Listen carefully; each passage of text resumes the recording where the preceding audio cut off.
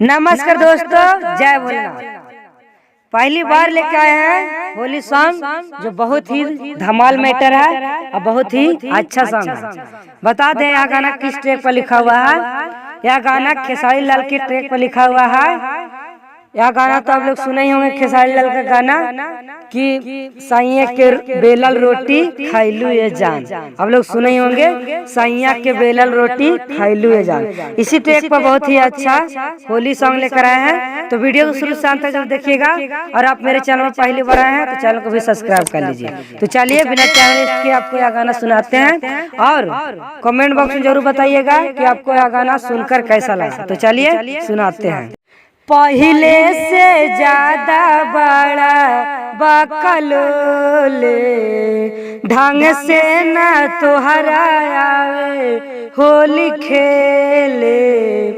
नैहर में रहलू तासी खैलू ससुरवा में भूलैलू ये जान तलागे सैया के साथ होली खेललू ये जान तलागे सैया के साथ होली खेललू ये जान।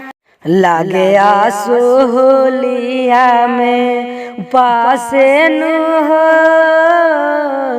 राही पिचकारी अपने तू सैया साथे खेलबुनु हो लागे अब की बारी। खुश बानी के तना कहीं हो सैया के लागे रही हो।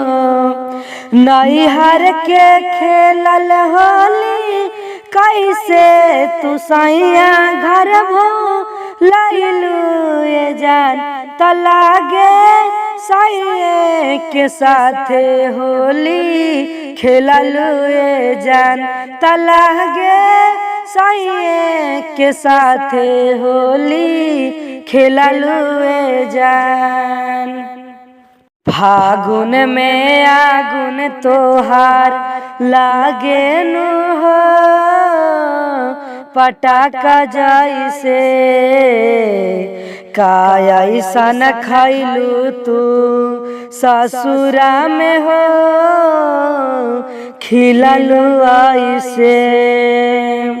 सुन कहा तानी साचे हो गईनी हम गचे हो।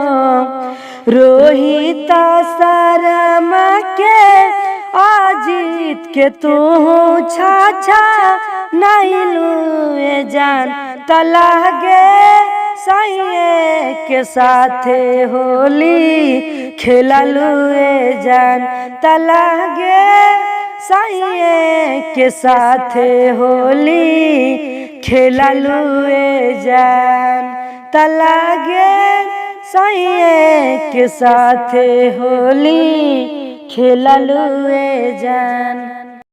यह गाना कैसा लगा? जैसा भी लगा हो कमेंट बॉक्स में जरूर बताइए कि आपको यह गाना सुनकर कैसा लगा। तो चलिए बाय बाय, मिलते हैं नेक्स्ट वीडियो में कुछ नया लेकर।